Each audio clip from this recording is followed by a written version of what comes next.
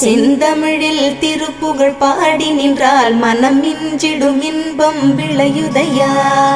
சிறகிரி வேலவனை காண்கையிலே விழி ஓரம் கண்ணீர் பெருகிடுமே.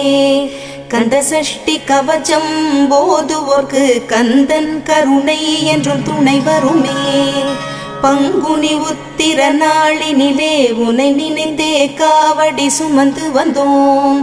புன்னகை புரியும் ஷண்முகனே உன் சன்னதி தேடி ஓடி வந்தோம்.